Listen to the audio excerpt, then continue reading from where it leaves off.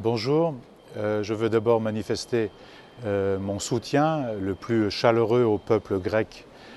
qui est en lutte depuis plusieurs jours, qui a fait une grande manifestation aujourd'hui et protesté énergiquement contre les autorités de ce pays qui ont utilisé la répression aujourd'hui. Or, le peuple grec est en situation de légitime défense, contrairement à ce qui se dit dans la plupart des médias. Le peuple grec aujourd'hui subit un plan d'austérité, on lui fait payer une crise dont il n'est en rien responsable. Les vrais responsables sont les banquiers, sont les agences de notation qui ont enfoncé la Grèce, sont les pays comme la France et l'Allemagne qui achètent ou vendent plutôt de l'armement à ce pays, aggravant encore son déficit. Par conséquent, on est dans une situation aujourd'hui où d'une part la Grèce est violemment attaquée, le peuple grec va subir une violente cure d'austérité, mais se prépare pour d'autres pays pour les mêmes raisons, de même plan d'austérité, puisque les mêmes agences de notation qui ont permis l'attaque des marchés financiers contre l'État grec, contre le peuple grec, eh bien, font exactement la même manœuvre envers le Portugal et l'Espagne. Par conséquent, c'est la solidarisation de l'ensemble des peuples de l'Union européenne qui nous permettra de nous en sortir. Une solidarisation qui doit se faire sur des bases claires, non pas celle de l'Europe de l'argent et celle de l'Europe du capital, comme c'est le cas aujourd'hui, mais sur la base d'une autre Europe, d'une Europe sociale, ce qui implique de revoir de fond en comble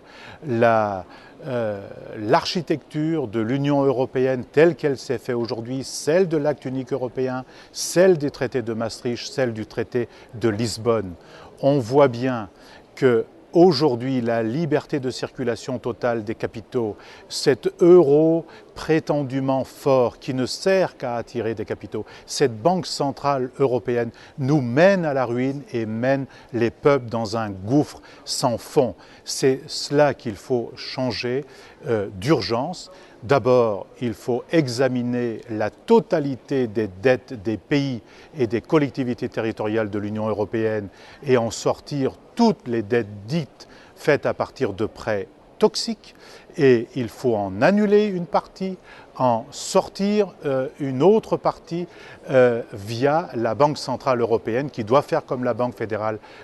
américaine, la Réserve fédérale américaine qui, elle, a pris en compte les dettes d'un certain nombre d'institutions publiques des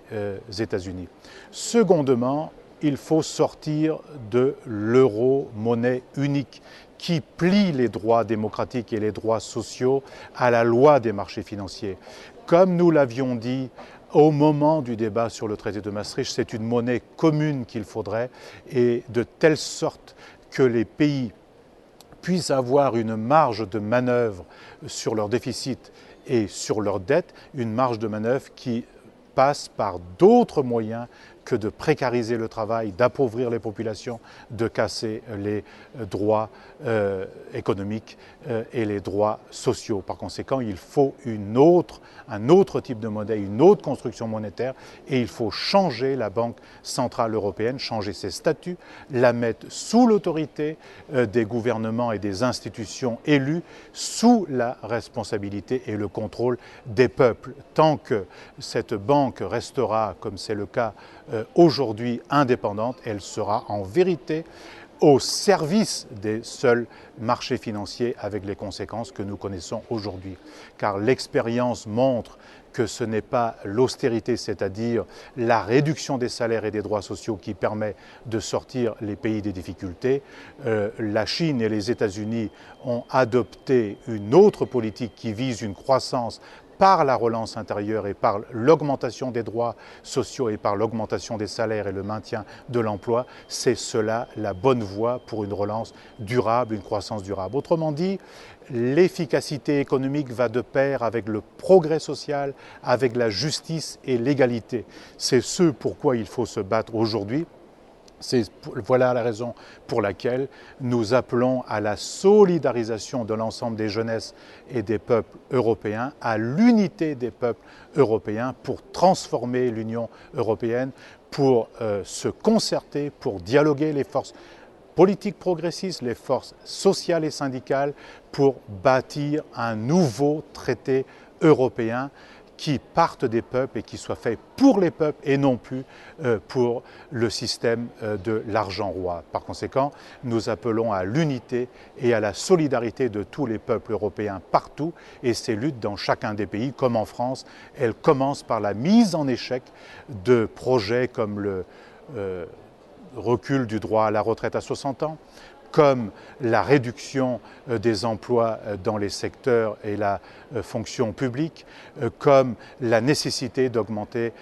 les salaires et de maintenir l'emploi en utilisant à la fois des dispositifs nouveaux contre les plans de licenciement abusifs, mais en même temps en créant des conditions pour qu'on crée des emplois dans les services, dans une nouvelle politique industrielle et agricole. C'est à ce prix-là qu'on sortira de la crise dans laquelle nous nous trouvons aujourd'hui et non pas par les plans d'austérité. Voilà pourquoi nous appelons à l'union de tous ces peuples aujourd'hui, et ceci dans l'intérêt général comme dans l'intérêt de chacune et de chacun. Merci bien.